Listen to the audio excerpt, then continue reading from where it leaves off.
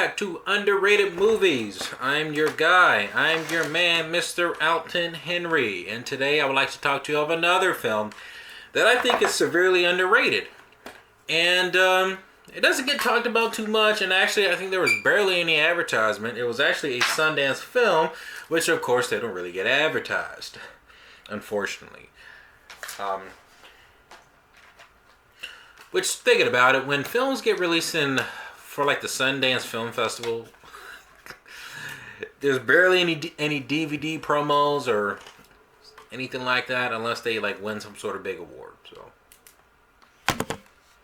and today I would like to talk to you about the film, the action horror film, which I saw for one night only, Mandy,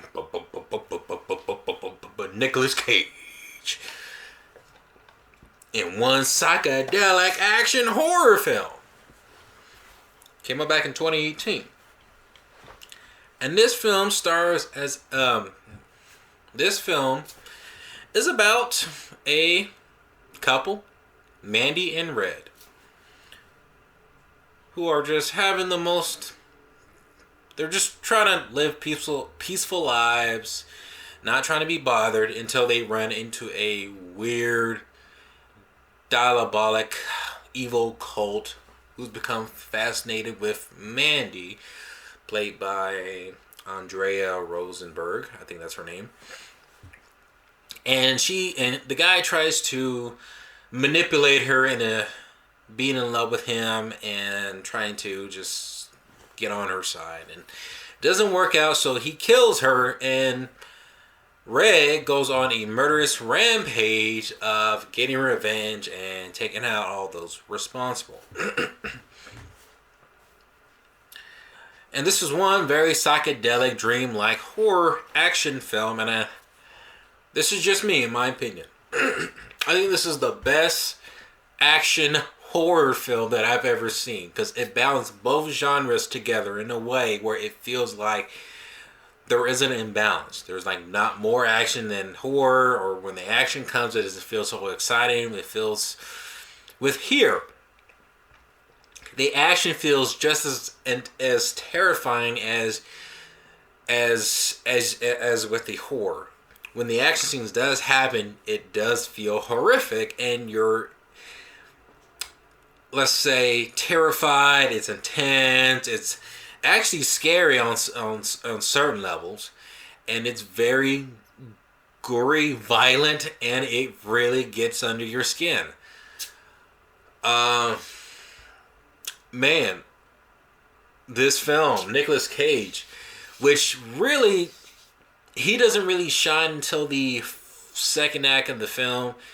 He's kind of taking a step back, where the film kind of focuses more on Mandy's character and her encounter with the I think the group, the cult group is called Children of something. I forgot the name of it, what they were called. But the first hour deals with Mandy being kidnapped and being drugged and hallucinated into trying to be manipulated into joining and loving this cult leader played by this actor who played Thomas Wayne in the Batman Begins film. And this dude was fucking scary and creepy at the same time. And I haven't seen much of his work, but this guy, he was phenomenal. This dude nailed his role as this weird, self-insecure, but crazy, bipolar antagonist. This guy is disgusting. This guy is cowardly. This guy is evil, and he'll do whatever he has to do, whatever he wants to do, to feel better about himself, to even if it means killing or doing whatever horrific things he has to do or he wants to do. And his followers do the most, well, he has his followers, and his followers do whatever he wants them to do. I mean, they're cult followers, so they're gonna just do whatever, and everybody does a good job in that. Everybody does a fantastic job.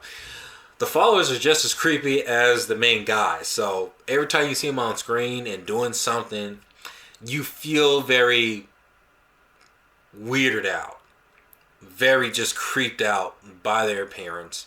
And and these guys you don't want to mess with. They're crazy evil. I mean, these guys are evil.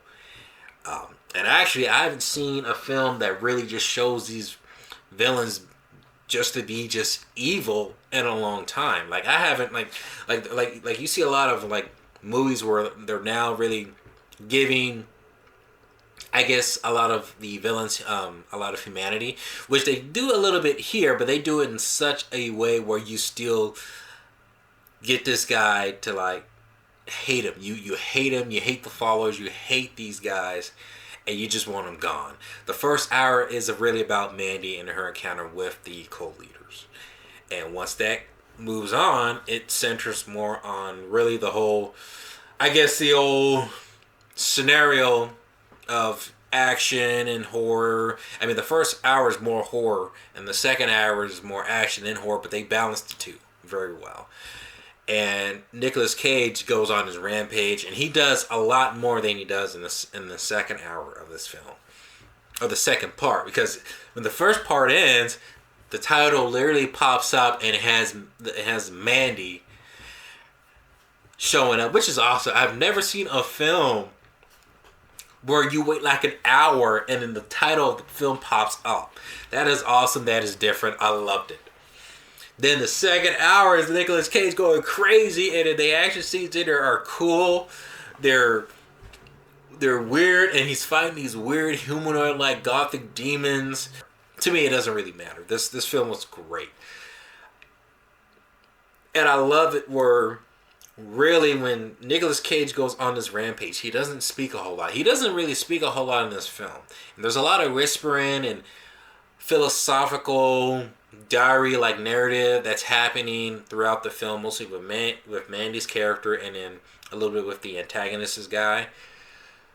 But when Red comes in the picture, he goes Texas Chainsaw Massacre on everybody he meets, and it is phenomenal.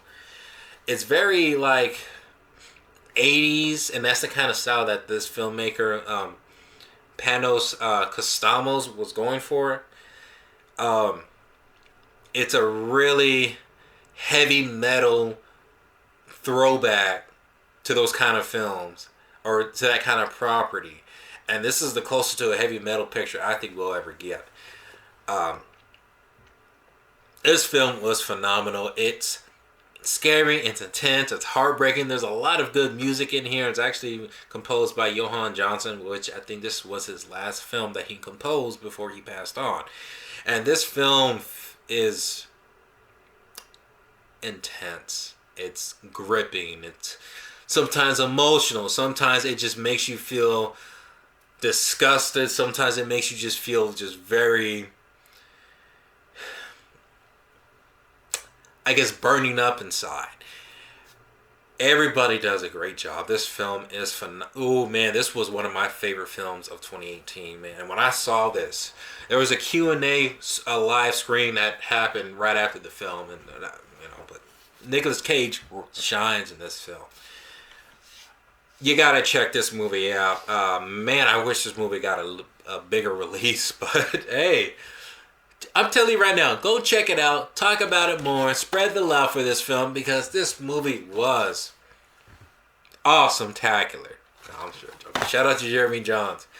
If you like this video, please comment below. Let me know if you've seen this film. If you like it, tell me what you thought about it. Like, subscribe, and I will see you on my next video. And what is your favorite underrated movie?